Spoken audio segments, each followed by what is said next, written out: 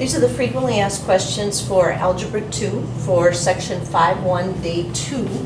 And I'm going to start with number 25 here that says determine the end behavior of the graph of each polynomial function. So for number 25, we have y equals, and then we can see this is not in standard form. So the first thing we would want to do is go ahead and put that into that standard form.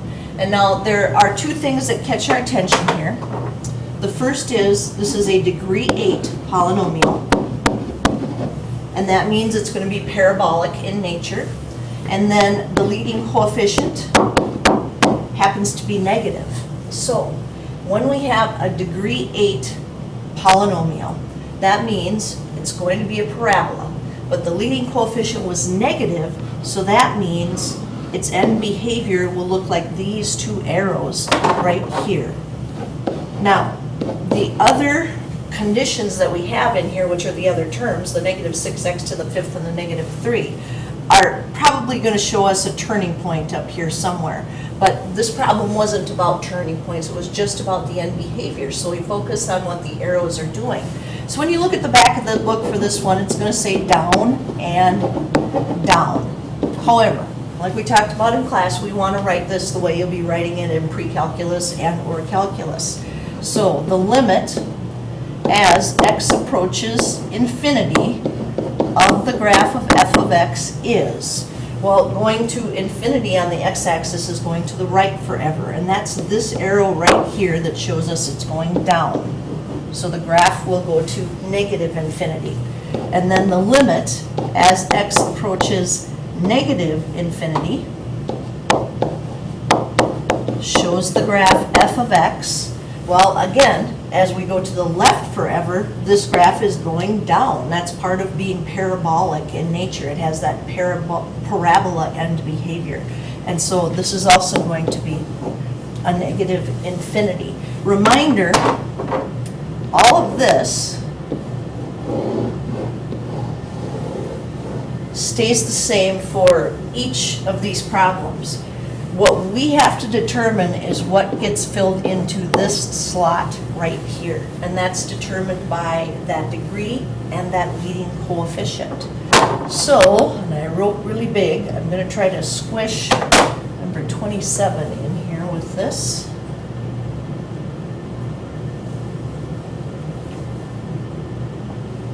All right, so let me move down bit here so we can see that 27 up at the top. And again, we have to take a peek and see whether or not this is in standard form.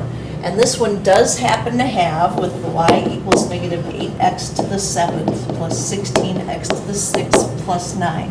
It is in standard form.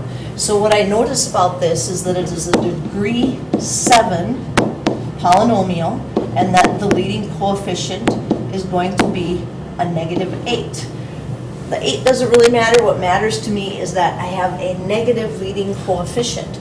The degree is odd. So normally our odd degree polynomials do this S-curve. But now, as I said, this leading coefficient is negative, which means it's going to do something like the green shape that I have there, that green kind of snake-like curve that we see. So the back of the book is going to say the end behavior will be up and down. But again, we're going to get used to our limit behavior. So limit as x approaches infinity of our graph f of x. Well, as we go to the right forever, this graph is going down, so that will be negative infinity. And then our limit as x approaches negative infinity of our graph f of x. And we take a look and we see that on the left, this is going to be going up. So that's going to be going to infinity. And as I told you before, you know, it used to be we'd describe this as positive infinity and negative infinity. And then over the last few years, they've made this change where we just say, you know what, positive infinity is infinity. So let's not even write that positive piece down. Then 32 has us describing the shape of the graph of each cubic function by determining the end behavior and the number of turning points. So the shape of the graph, we're going to talk about that in terms of whether or not it's parabolic or if it's an S-curve or a snake-like curve. And then what we want to do is we want to figure out those turning points that would go with it. So in number 32, that is already in standard form.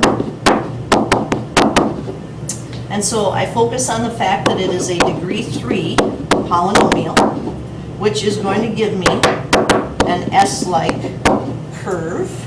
And then I have a positive leading coefficient. Positive leading coefficient. So my graph will look something like that. Pretty obviously, it's not going to be exactly that, because what we have going on here is behind it, we have a negative x and minus 3. So that's going to affect the graph. But that's really what I need if I'm going to talk about the end behavior. So this one would be down and up in the back of your book. But we're going to write our nice notation, the limit as x approaches infinity of our graph of f of x is, well, as we go to the right forever, this graph is going up. So it is infinity. And then the limit as x approaches negative infinity of our graph, well, as we go to the left forever, this graph is going down. So negative infinity. And then it says determine the number of turning points. And the number of turning points, that little n-1 formula is what we have for that. So our degree here was 3, and that means it is possible that we could have up to 2 turning points for this one. But what you would want to do is just put this into your graphing calculator and see, does this one have 2 turning points? And in fact, it does. So 2 turning points. And I will let you just punch that into your calculator for that part.